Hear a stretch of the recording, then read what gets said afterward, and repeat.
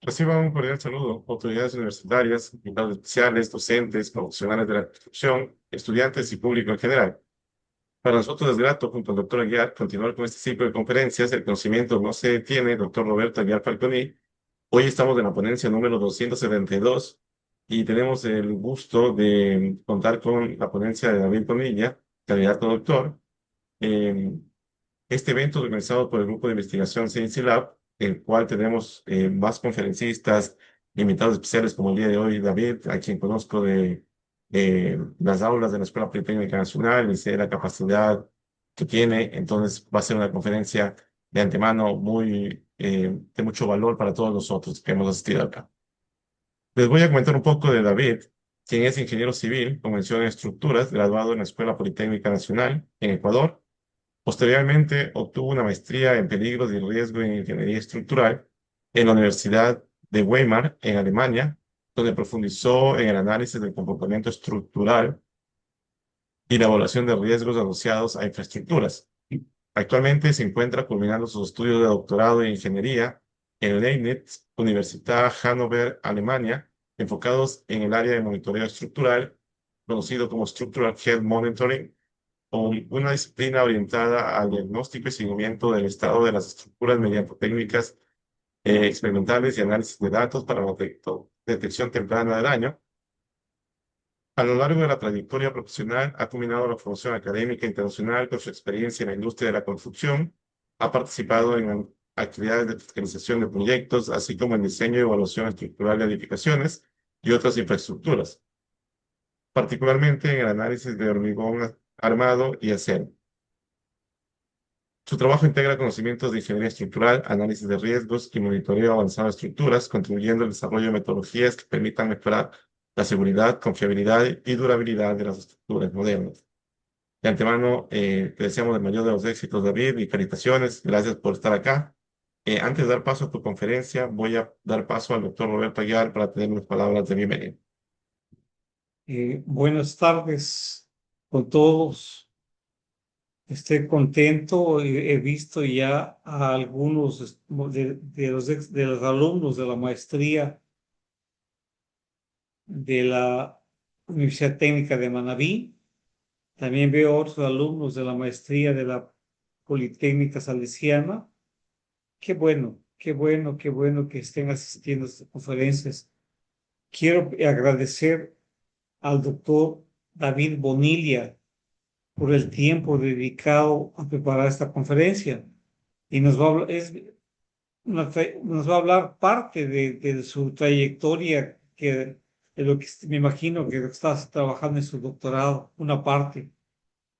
Y decirles que esto es un espacio para que la gente les conozca.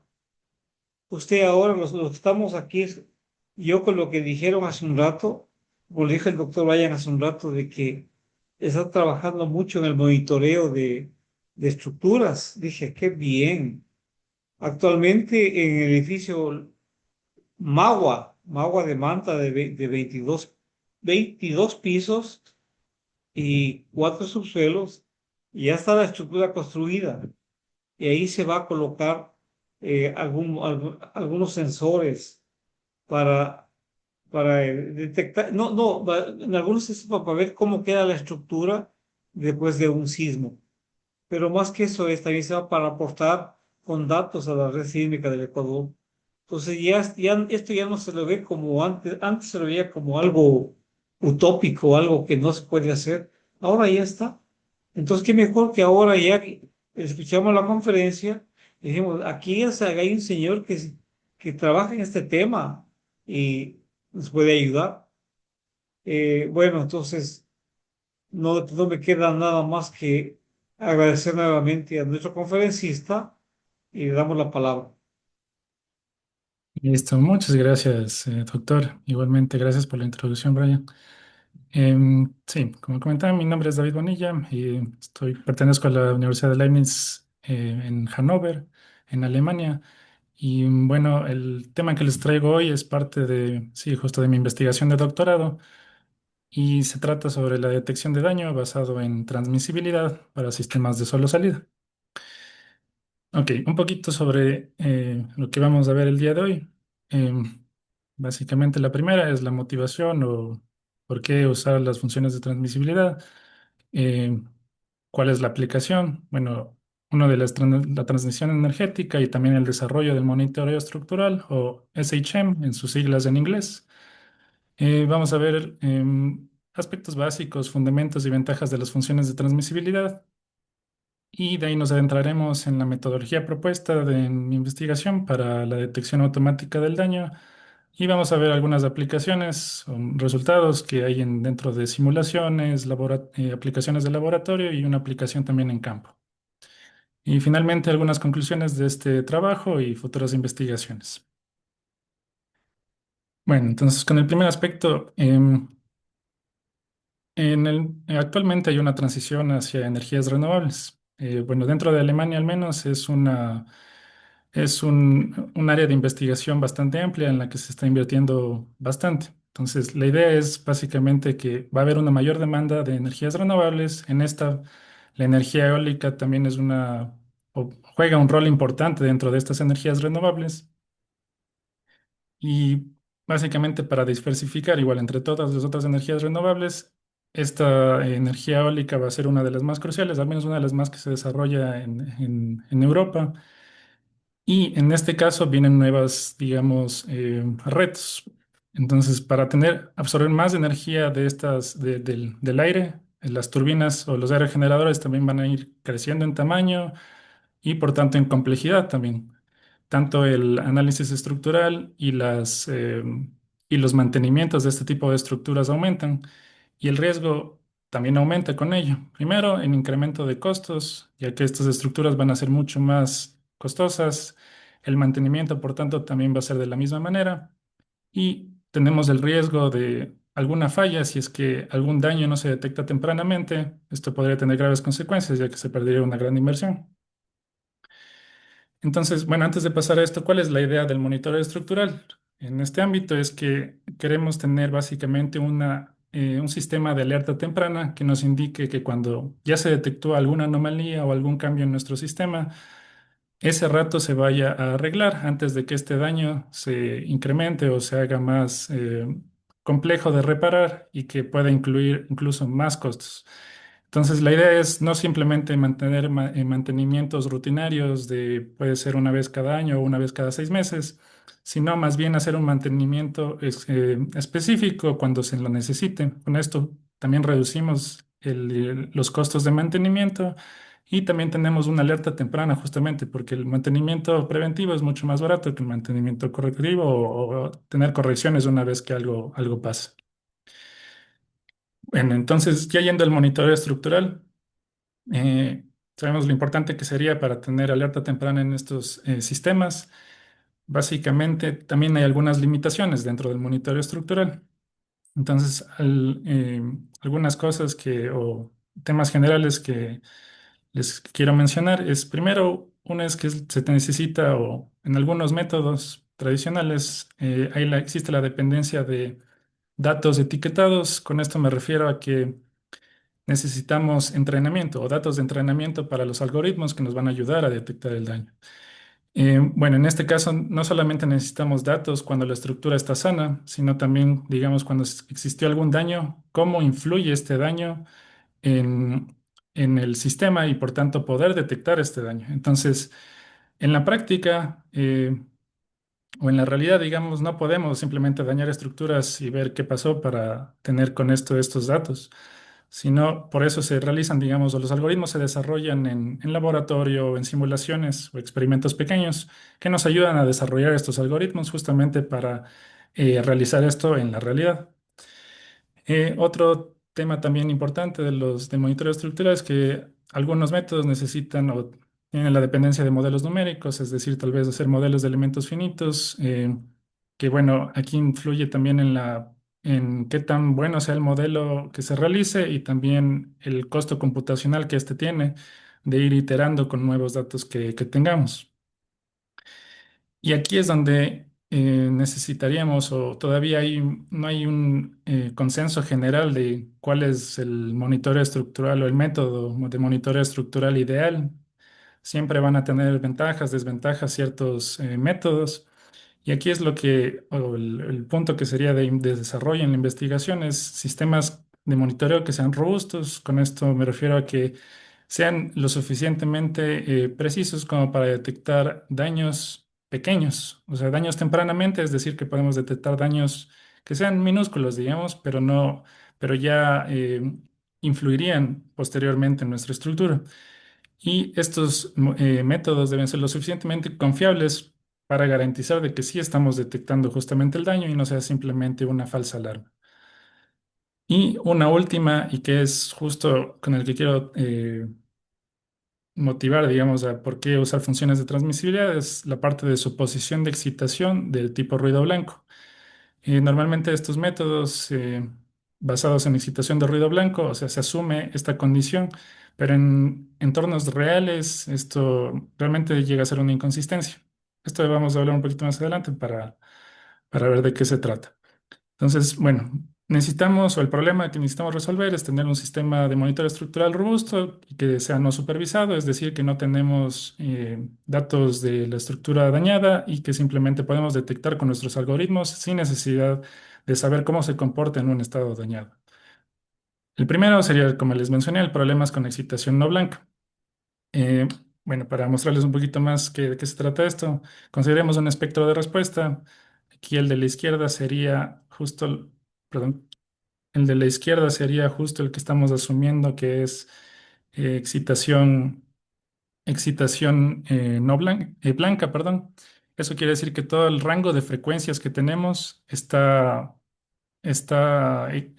tiene el mismo nivel de excitación. Es decir, que tenemos básicamente una energía constante para todas las frecuencias. Eso es lo que se asume. Realmente, en la realidad, dependiendo de los sistemas que tengamos, claro, por ejemplo, para aerogeneradores, uno de los problemas sería que tenemos también influencia de los armónicos debido a la rotación de las aspas, y esto influye también en que ciertas frecuencias, justo de la rotación de las aspas, tengan una mayor acumulación o inserten más energía en el sistema. Como estamos viendo aquí, se les puede llamar 1P, 3P, dependiendo del número de aspas que tenemos. Básicamente en esta zona se introduce más energía y si es que nuestra estructura o nuestros modos de vibración de nuestra estructura están en esta zona, esto va a influir obviamente en los resultados que obtengamos. Y la otra es que no necesariamente todas las frecuencias están excitadas con la misma amplitud, debido igual al viento o turbulencias que puedan existir, ciertos rangos de frecuencia pueden estar más excitados que otros y por lo tanto básicamente se pierde esta suposición de los métodos tradicionales. Bueno, continuando con el monitoreo robusto, necesitamos metodologías que sean no supervisadas, es decir, no tengamos esta dependencia de datos etiquetados cuando esté dañada o sana nuestra estructura.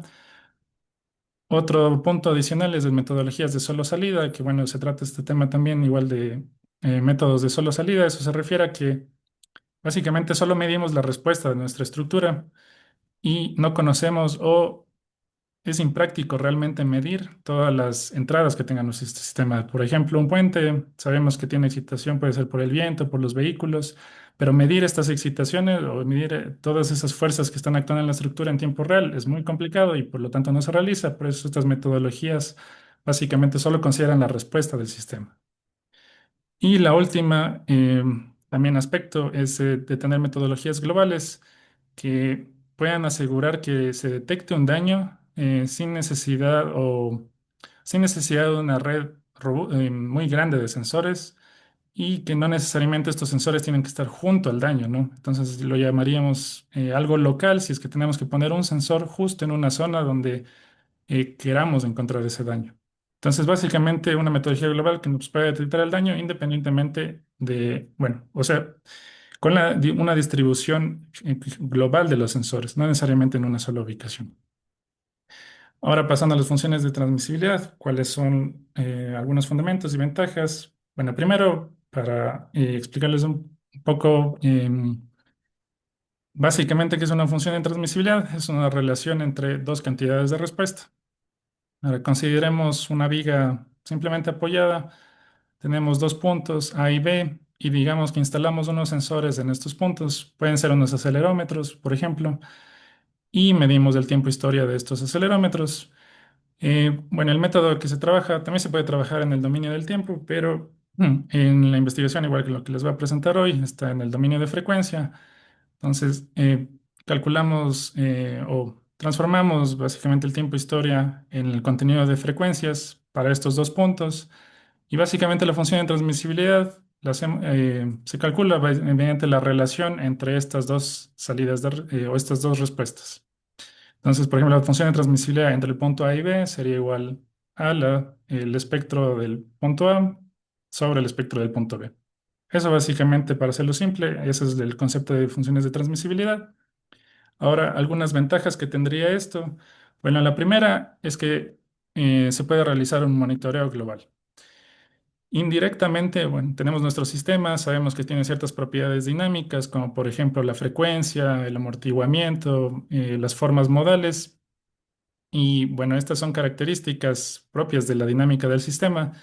Indirectamente, al calcular las funciones de transmisibilidad, nosotros ya estamos introduciendo o tomamos esta información del sistema y mediante, bueno, se calculan características que sean sensibles al daño de estas funciones de transmisibilidad. Indirectamente consideramos todas las propiedades dinámicas del sistema para poder obtener estas características que nos permitan hacer la detección del daño. Algunas ventajas y diferencias clave de las funciones de transmisibilidad. Bueno, y como les mencionaba, algunas de las ventajas. Una es el monitoreo global. Otra es que podemos usarlos para sistemas de solo salida, solo consideramos las respuestas del sistema, no usamos información de la excitación. Y el aspecto clave, y es el que más realmente influye para justamente el desarrollo de esta investigación, es la diferencia respecto al análisis modal operacional, o en sus siglas en inglés OMA, que es que estos métodos requieren suposiciones sobre la excitación, que les mencionaba, de excitación blanca, y en este caso la transmisibilidad no la necesita. Y existen también distintas aplicaciones que ya se han realizado o se han desarrollado en estudios previos para no solo detectar, sino también para localizar el daño. Sin embargo, la localización sí tiene sus limitaciones, por lo tanto, bueno, esta presentación se enfoca básicamente en la detección del daño con las funciones de transmisibilidad. Lo que existe en la literatura hasta el día de hoy, existen algunos vacíos, digamos, para conectar ya a aplicaciones en sistemas reales. Es la falta de investigación en sistemas un poco más complejos. Como les mencionaba, es un poco complicado hacer en sistemas reales o, digamos, ya en campo o estructuras que estén en operación. La mayoría de investigaciones se realiza en laboratorio o en simulaciones. En este caso, bueno, para explicarles un poquito qué es esto de SIMO y MIMO, lo que más se realiza básicamente SIMO, básicamente aquí consideramos que tenemos una sola entrada o una sola excitación en nuestro sistema, puede ser en una posición, y medimos respuestas en puntos de salida. En cambio, esto es un sistema simple, digamos, porque conocemos que la excitación actúa en un solo lugar. En cambio, los sistemas un poco más complejos ya se van a algo más real, es MIMO, que sería básicamente múltiples entradas y también múltiples salidas. Entonces, esto es algo que realmente falta un poco desarrollar para que sea más aplicable en sistemas complejos. Otro punto bastante importante también es considerar las condiciones operacionales y ambientales. Ya en la realidad, obviamente, puede ser un puente, puede ser alguna torre, va a estar sometida a cambios de temperatura, a diferentes velocidades de viento, humedad, etcétera. Y en el ámbito de funciones de transmisibilidad casi no existe investigación para la normalización o considerar estas condiciones operacionales y ambientales en nuestras características sensibles al daño. Y también algo que hace falta es una metodología para poder realizar un monitoreo estructural continuo. Eh, Hasta el día de hoy, usando funciones de transmisión, no existe una metodología que podamos aplicar justamente en algo más práctico, en algo más real. Y la última es, bueno, dentro de la literatura hay un consenso de que las funciones de transmisibilidad son sensibles o son bastante sensibles al rango de frecuencia que se utiliza. Es decir, del espectro que obtengamos, qué rango de frecuencia utilizamos para hacer la detección del daño es algo crucial realmente para la detección del daño. Y otro aspecto también es el ruido. Qué qué tanta señal tenemos en comparación al ruido en nuestro sistema o en nuestra cadena de medición, va a influir también en los resultados y esto es algo que igual falta explicar o desarrollar en la literatura.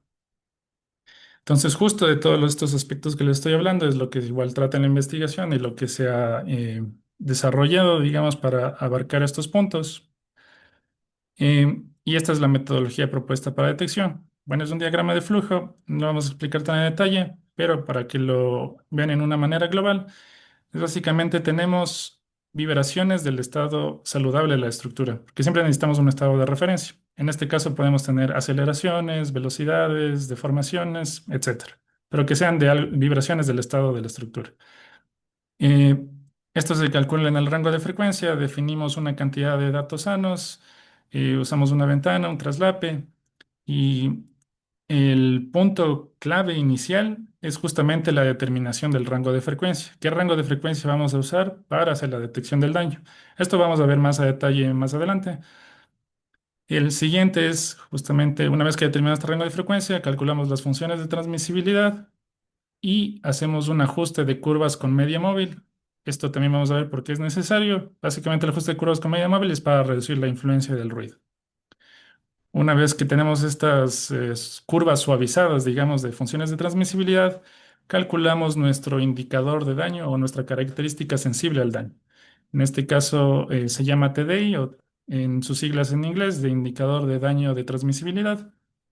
Y una vez que calculamos este indicador para todos los datos sanos que hemos definido para nuestra estructura, calculamos un umbral. Entonces, ese umbral está relacionado simplemente con los datos sanos de la estructura y el umbral básicamente lo que nos va a decir es que si viene un nuevo dato, ahora probamos continuamente para nuevos datos que vengan, puede que estén dañados, puede que no. Comparamos el nuevo valor del índice con el umbral. Si es que está sobre el umbral, consideramos que está la estructura todavía sana. Si es que está bajo el umbral, diríamos que ya hubo un cambio en el sistema y por tanto ya existe un daño. Y de esta manera se continuaría para nuevos datos que vengan. Entonces, ahorita vamos un poco al detalle para que le puedan entender un poco mejor. Bueno, lo primero y más importante que es clave realmente en esta investigación es lo de la determinación del rango de frecuencia.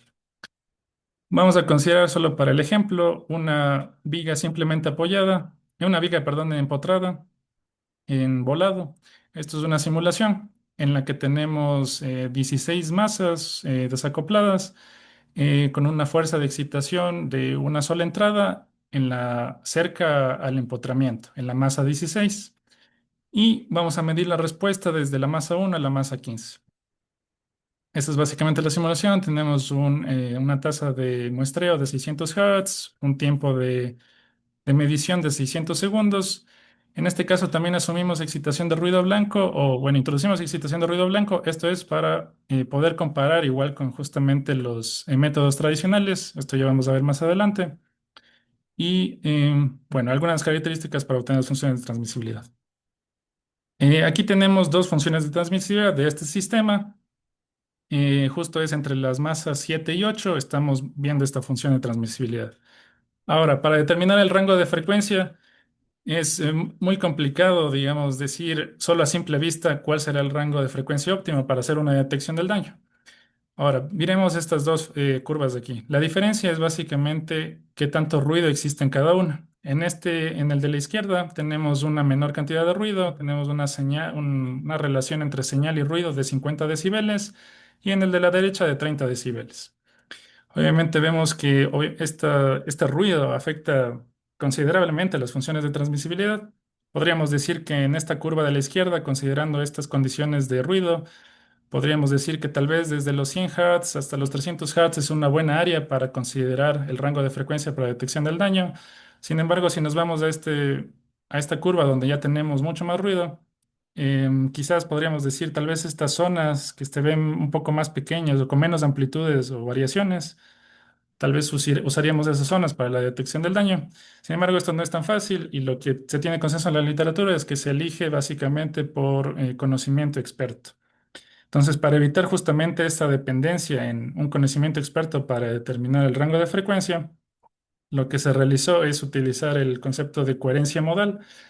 Esta coherencia modal, bueno, eh, fue desarrollada por Brinker y básicamente es utilizada para métodos tradicionales justamente para detectar dónde están las frecuencias fundamentales de la estructura.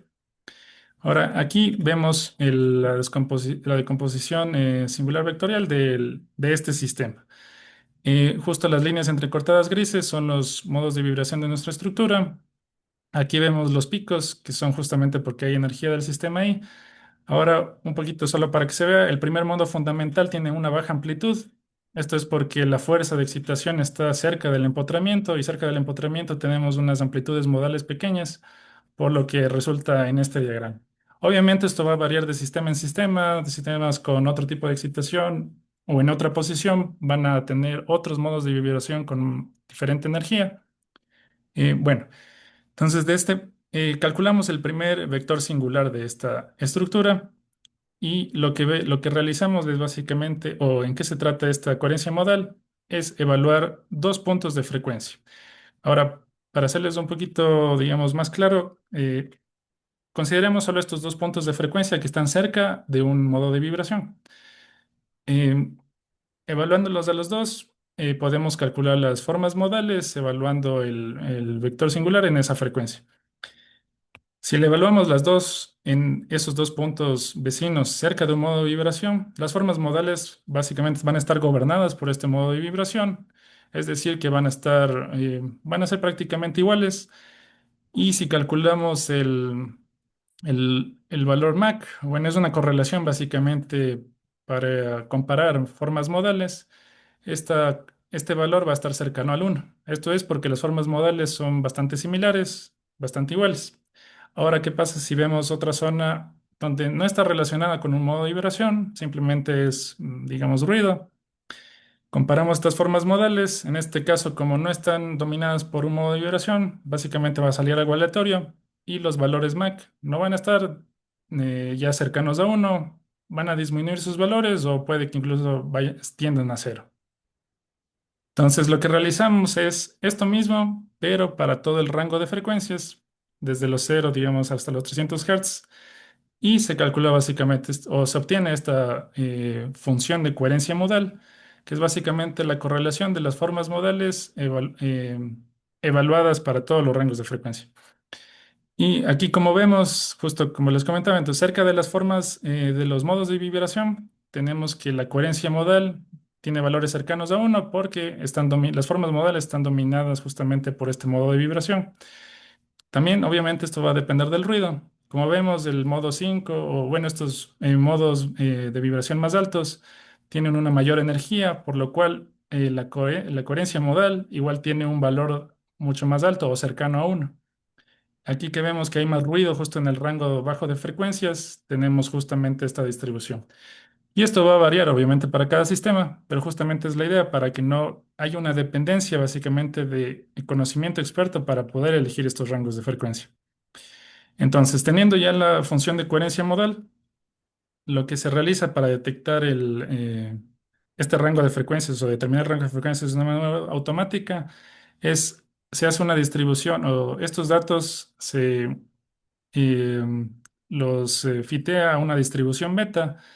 Aquí consideramos, para esta distribución beta, porque va de 0 a 1, ¿no? Y consideramos un intervalo de confianza del 10%. Calculamos este límite en donde básicamente 10% de los datos están sobre este valor y determinamos el límite de coherencia modal.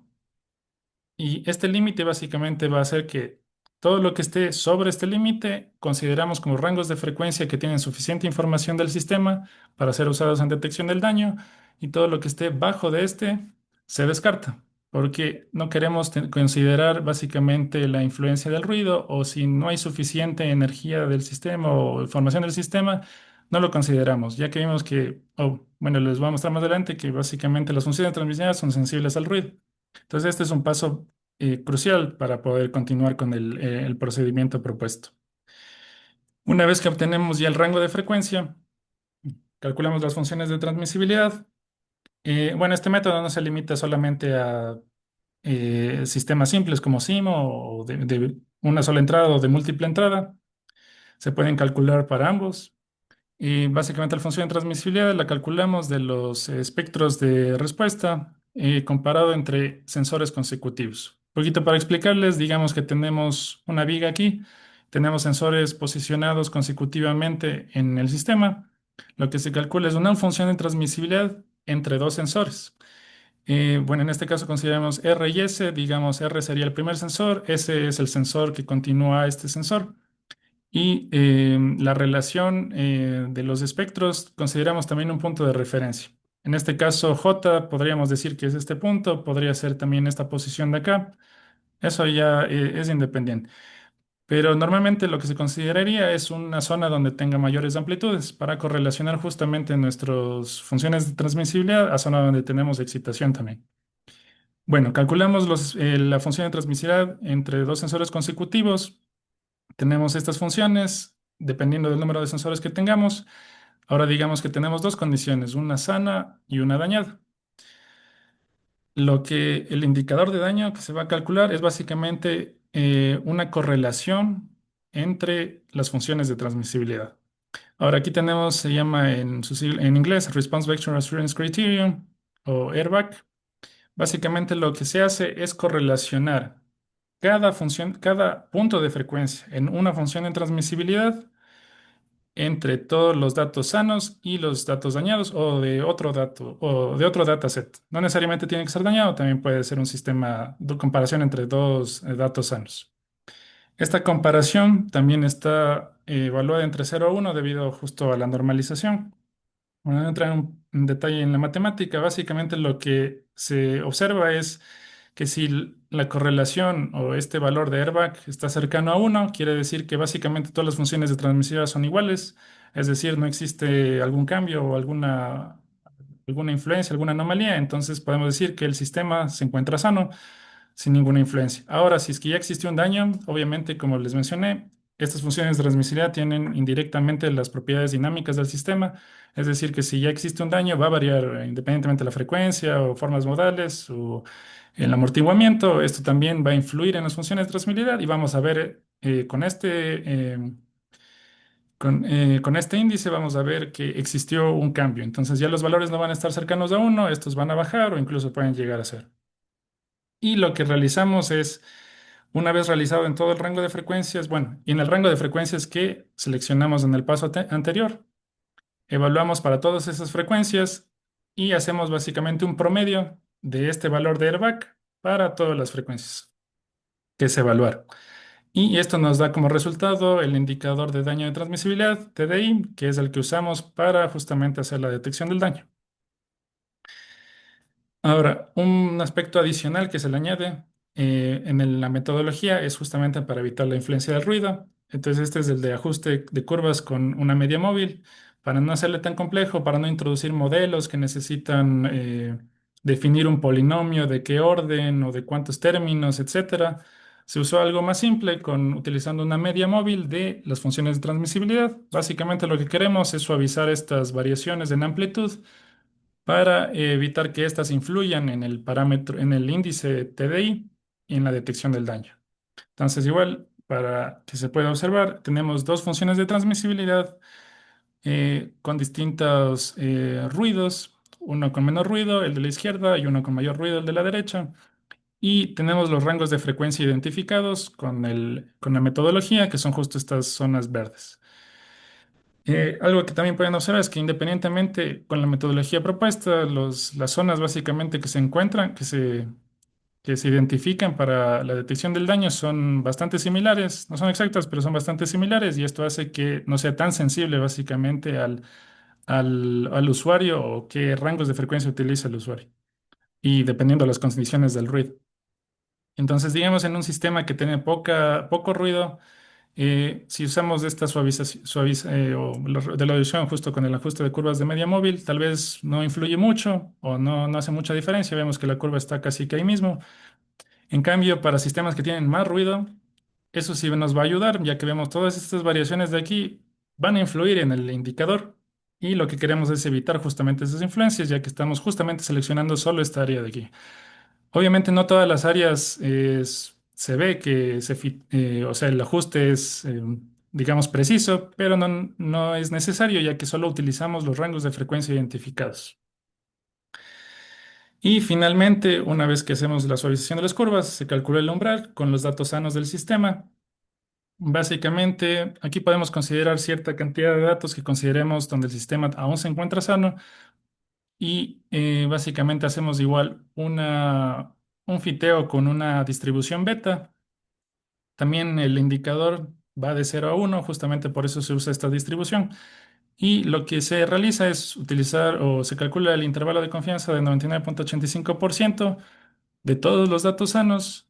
Justo en este punto se determina que es el umbral. Todo lo que esté sobre este umbral, vamos a considerar que se mantiene sano. Y si el valor de nuestro TDI comienza a disminuir o está bajo este umbral, ya lo consideramos como un dato o donde el sistema ya recibió algún daño o hubo algún cambio.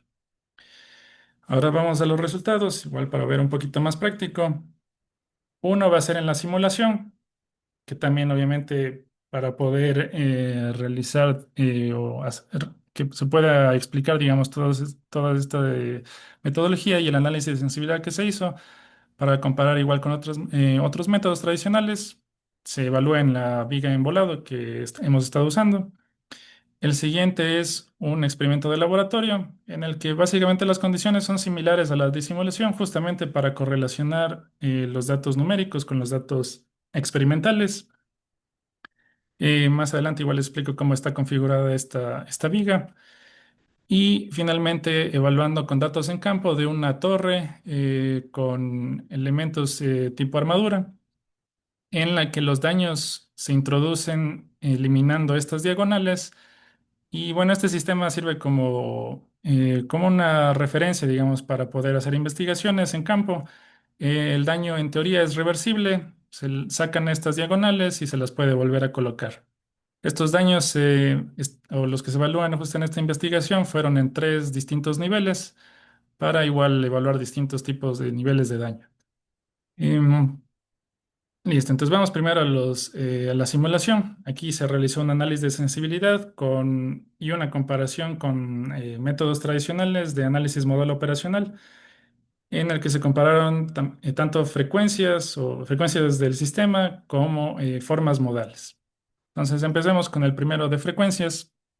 Aquí lo que tenemos es una curva de detección. En el eje vertical tenemos la tasa de detección del daño desde un 0 a 100%.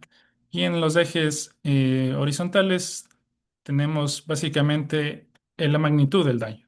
Entonces, en este de aquí es una reducción básicamente de la rigidez de uno de los elementos de esta viga en volado. Y acá arriba podemos observar qué tanto se reduce la frecuencia cuál fue la máxima reducción de frecuencia de nuestro sistema en porcentaje. Y bueno, aquí podemos ver las líneas que son completas. Es del método propuesto con funciones de transmisibilidad. Las líneas entrecortadas es utilizando métodos tradicionales con frecuencias modales. Y esto evaluamos justamente para distintos niveles de ruido, para ver obviamente la influencia o hasta qué punto nuestro método es sensible o mejor que otros métodos. Entonces, básicamente tenemos desde 50 decibeles a 20 decibeles la variación del ruido. Em, Aquí podemos observar que, bueno, para las curvas desde 50 a 30 decibeles, con el método propuesto, la sensibilidad es mucho más alta, ya que podemos detectar daños mucho más pequeños porque tenemos una reducción de frecuencia mucho menor en comparación a métodos tradicionales usando solo frecuencias. Em, en el caso de frecuencias, podemos observar que básicamente no influye mucho el ruido, y esto podemos decir que sí es una desventaja para las funciones de transmisibilidad. Sin embargo, tal vez para otros métodos esto no influye tanto. Em, Aquí podemos ver por allá la curva de 25 decibeles, comenzamos a perder sensibilidad, y para la curva de 20 decibeles, donde tenemos mucho más ruido, básicamente ya el método pierde toda su ventaja en comparación a otros métodos. Entonces, básicamente se concluye que mientras mayor señal o menos ruido tengamos en el sistema, las funciones de transmisibilidad van a ser mucho más sensibles, ya que indirectamente consideramos más información incluso que solo frecuencias modales, y por lo tanto podremos detectar daños más tempranamente. Pero en el caso de que tengamos mucho ruido, este método ya no va a ser confiable, digamos, o esos datos en los que tengamos mucho ruido no los podríamos confiar con esta metodología. Ahora, para hacer una comparación, no solo con frecuencias modales, sino también con formas modales, en este caso se calculó con curvatura modal, que básicamente es un indicador de daño usando formas modales. De la misma manera, aquí podemos comparar con en las líneas entrecortadas, es el método con formas modales. Podemos observar que, bueno, las curvas verdes, por ejemplo, están bastante cercanas, pero sin embargo la curva llana de funciones de transmisibilidad sigue teniendo una mayor precisión para detección de daño, para detectar daños más pequeños. Y vemos que esta influencia sí se mantiene básicamente hasta los 25 decibeles. Tenemos una mejor precisión, detectamos daños más pequeños con la metodología. Sin embargo, nuevamente, como se observó para las frecuencias modales, si es que el ruido aumenta en, en gran magnitud en el sistema, ya no es confiable. Y en este caso, otras metodologías, incluso tradicionales, pueden ser mejores, como frecuencias modales o formas modales. Sin embargo, bueno, en esta simulación, como les decía, era para comparar, se utilizó igual el mismo tipo de excitación en ambas metodologías, excitación de tipo ruido blanco. Sin embargo, si es que tenemos un sistema en el que ya se encuentran armónicos o tenemos turbulencias y ya no se cumple esta suposición, ahí va a ser una ventaja mayor, obviamente, las funciones de transmisibilidad, ya que no tenemos esta o no introducimos este error debido a esta suposición. La última es la cantidad de sensores, también se evaluó. Bueno, inicialmente para justamente los datos numéricos se utilizó el sistema con las 15 masas, que es como considerar, digamos, 15 sensores. Y en este caso es como tengamos 15 sensores, tenemos en total 14 funciones de transmisibilidad, justamente por sensores consecutivos. Y lo que queríamos evaluar igual era hasta qué punto o qué tanto influye la cantidad de sensores. Obviamente lo que se observó es que, bueno, si tenemos más sensores, vamos a tener más información. Sin embargo, si la información también tiene suficiente señal o tiene un bajo ruido, podemos distinguir daños mucho más pequeños, obviamente porque tenemos muchos más sensores.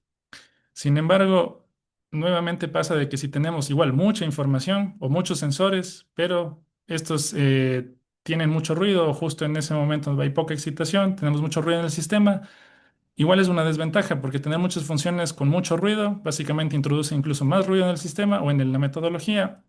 Y eso hace que incluso tener menos sensores eh, sea incluso más efectivo, digamos, para la detección o más preciso para detectar daños, ya que es como filtrar datos, básicamente, ya que no consideramos todos los datos ruidosos, consideramos menos datos ruidosos y a la final obtenemos esto.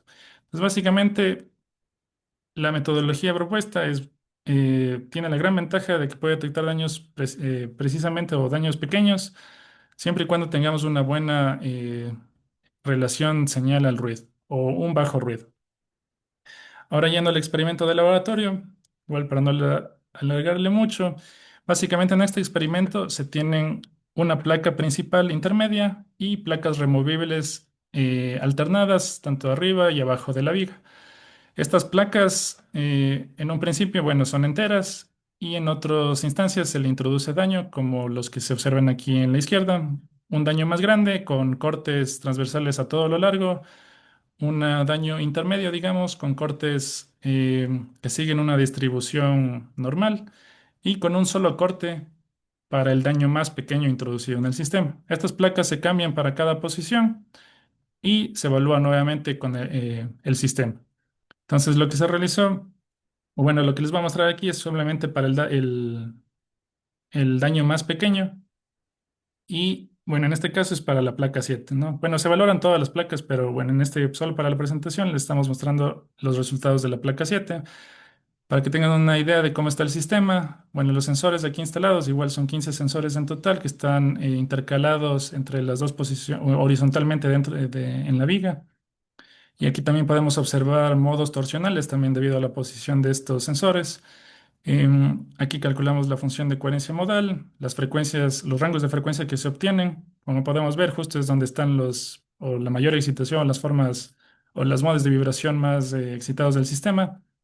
Y Esto se utiliza justamente ya para la detección del daño. Aquí tenemos nuestro indicador, el TDI, y lo evaluamos para igual distintos niveles de ruido. Entonces, bueno, en el primero tenemos un bajo ruido, tenemos una señal de 65 decibels y bueno, estaba bajando hasta 45. Ya les muestro para señales más bajas. En este caso, bueno, veamos para el rango cuando tenemos una señal bastante alta o bajo ruido. Básicamente la distinción que podemos ver aquí justamente entre datos sanos, que son las cruces verdes, y datos dañados, que serían, o datos dañados detectados, que son estos círculos azules. Podemos ver que hay una gran diferencia. Aquí claramente vemos que el umbral igual está cerca de los datos sanos y bastante lejos de los datos dañados. Podemos distinguir básicamente que el daño ha sido detectado precisamente aquí. Ahora lo que vemos mientras va aumentando el ruido es que el umbral en una va bajando, ya que existe también una variación en los datos sanos debido a este ruido. Y la distinción del daño comienza a ser un poco menor. Obviamente el daño sigue siendo detectable, pero cada vez con menor precisión. Esto vemos para los 55 decibeles, comienza a bajar, para 50 decibeles comienza a bajar aún más, para 45 decibeles incluso vemos una gran variación igual de los datos sanos y el umbral, por tanto, igual baja, siguiendo la metodología. Sin embargo, se detecta el daño, pero ya está casi que al límite, digamos. Ahora, si ya vamos para niveles de ruido más altos o sí, una señal más baja, podemos ver que ya empieza básicamente el método a fallar. Daños ya no se detectan, justo estas cruces rojas.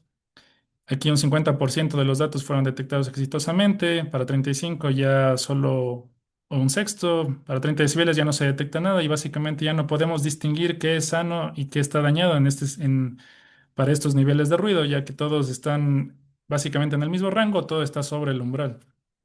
Entonces, básicamente esa es la metodología de lo que se observó o la correlación que se hace entre simulación y laboratorio es que tal vez o para datos reales, digamos, ya en medidos, necesitamos para esta metodología aproximadamente una señal de 45 decibeles para tener una precisión, digamos, o una con mayor confiabilidad de detección del daño. Ahora veamos una aplicación en campo, que es ya un sistema mucho más complejo. Este se llama Lumo. Bueno, existe un repositorio en el que igual si quisieran estudiarlo lo pueden descargar, los datos son libres. Es una torre de tipo armadura con 9 niveles. En cada nivel existen dos sensores o posicionados ortogonalmente.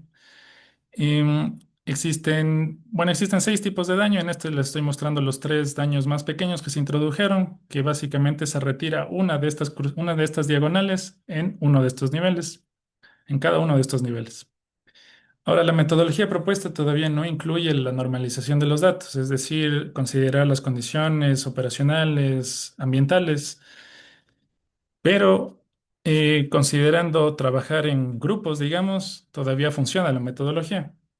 Ahora, lo que se realizó, ya que no podemos hacer un monitoreo continuo aquí todavía por la normalización de los datos, es considerar un grupo con condiciones similares de condiciones ambientales y operacionales. Entonces, por ejemplo, se hicieron 6 grupos. Una de las características con las que se dividió esos grupos es el nivel de excitación. Indirectamente aquí está la velocidad del viento, ya que básicamente es la energía introducida en los acelerómetros del nivel superior. Y bueno, esto estuvo entre 0 a 1 hasta 15 a 20 miligravedades, justamente de los dos acelerómetros ubicados en el nivel más alto de la torre.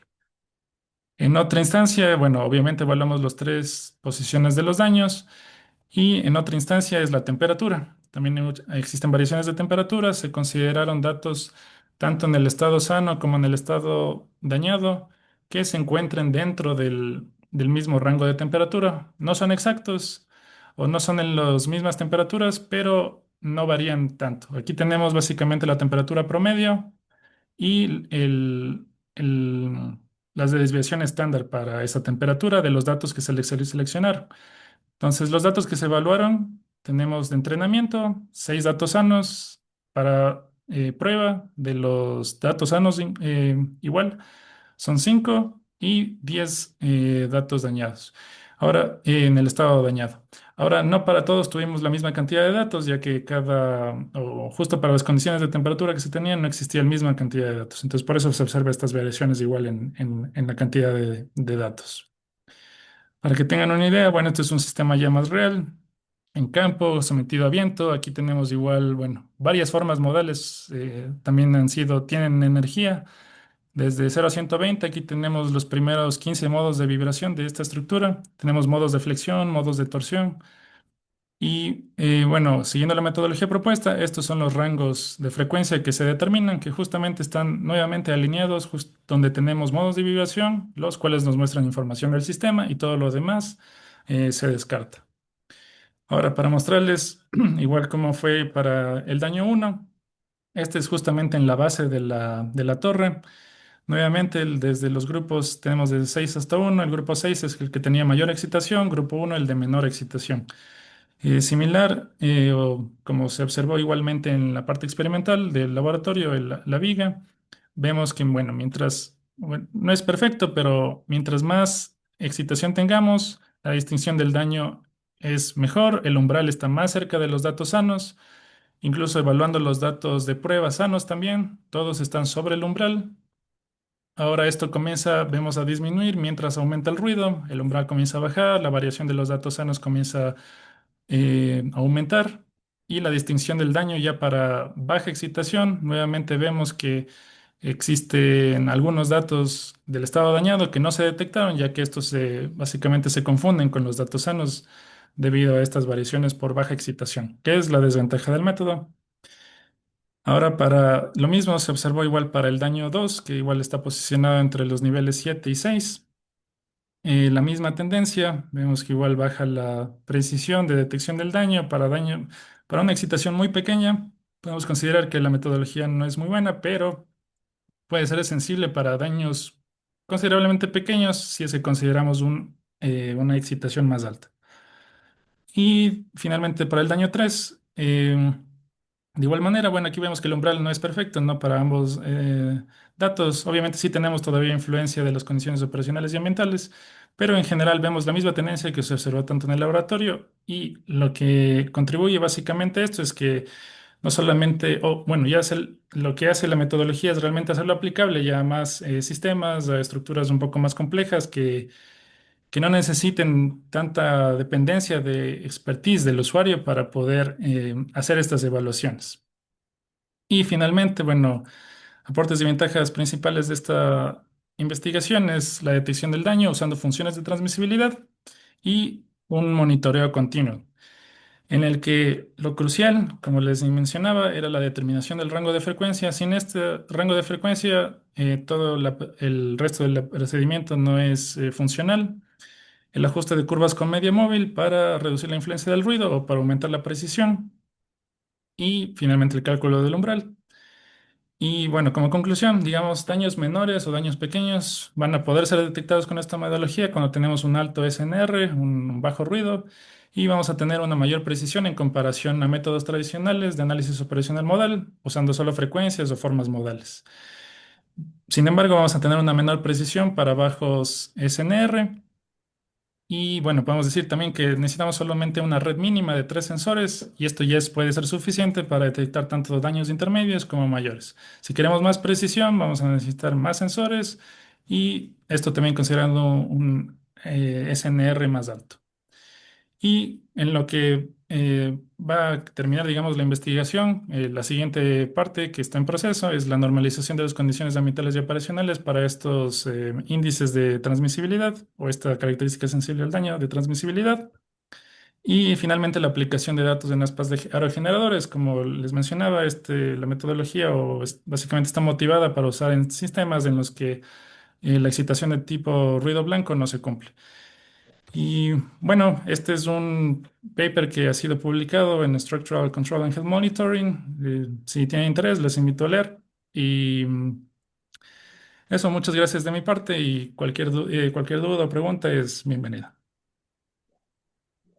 Perfecto, David. Primero, felicitarte por la presentación y por todo el trabajo, en especial por este artículo publicado en esta revista de tanto prestigio.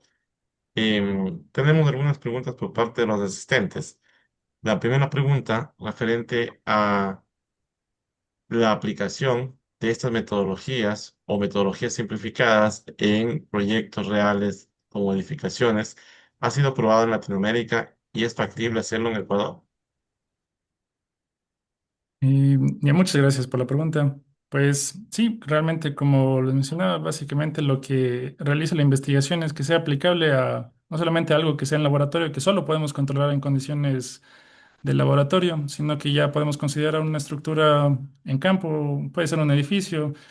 Pues las características principales, como se mencionaba, era que una red mínima de 3 sensores y si queremos mayor precisión ya en detectar daño, vamos a necesitar una mayor señal esto sería más aplicable, como decíamos, a estructuras que sean más flexibles o digamos más o, como puentes o como edificios de gran altura. Sin embargo, no para estructuras tan rígidas, ya que en este caso la influencia del ruido es mucho mayor y sí sería una desventaja en esta aplicación, pero sin embargo ya es aplicable a...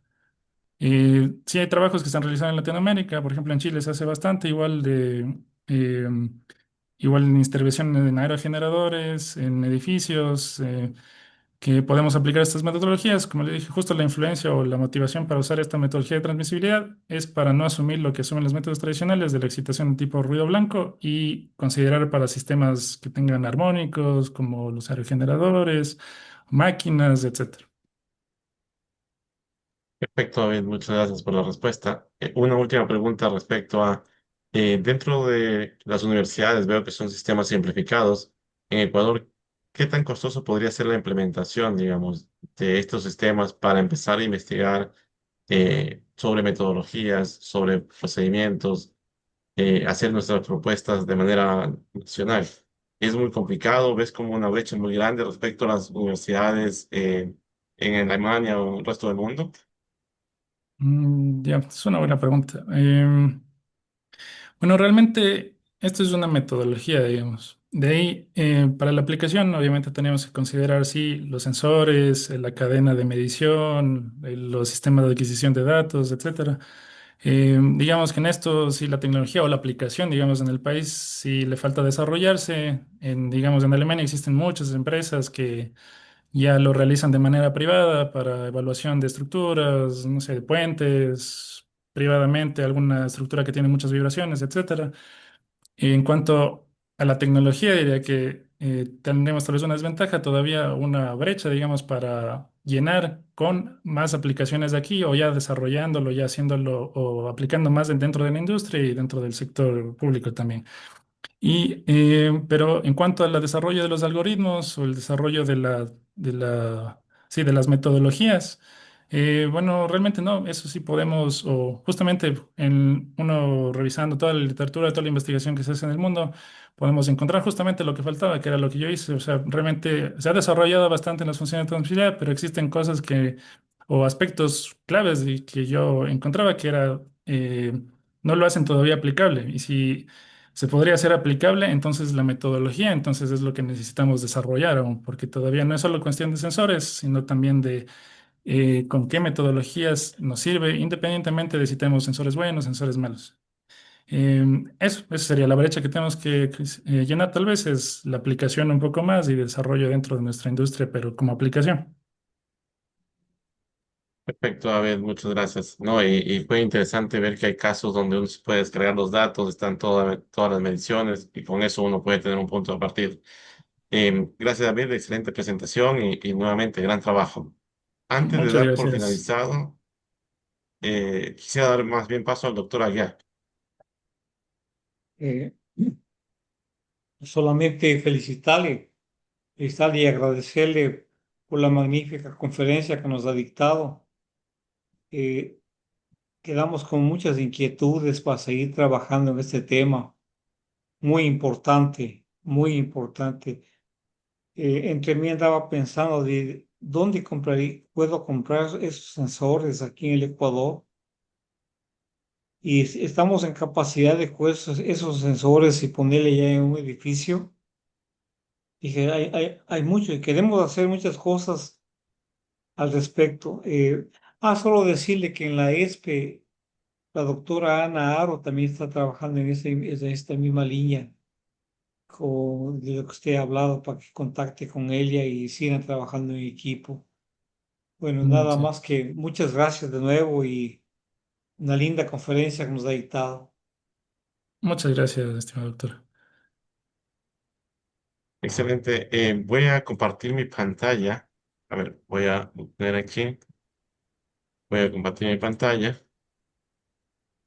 Un certificado de agradecimiento por la difusión de tu conocimiento, David. Bueno, soy a David Bonilla, candidato a doctor, por la presentación del día de hoy. El conocimiento no se detiene, doctor Roberto Aguiar Falconi, con el tema detección de daño basado en transmisibilidad para sistemas solo salida. David, una vez más, felicitarte y desearte el mayor de los éxitos en tus estudios de doctorado y en tu vida futura, profesional, personal, eh, en general.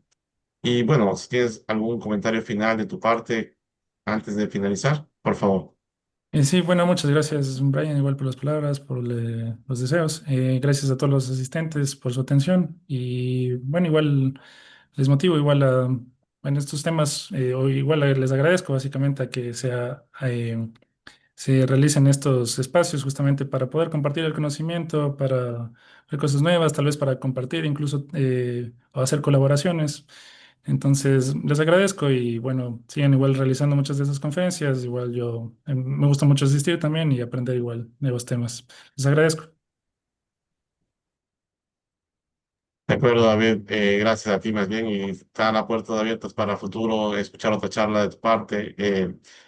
Bueno, también a todos los asistentes que nos acompañan unos alumnos en este espacio y los videos que se están dejando en el canal de YouTube para que sea de libre acceso y bueno, fortalecer la investigación en el país y en la región.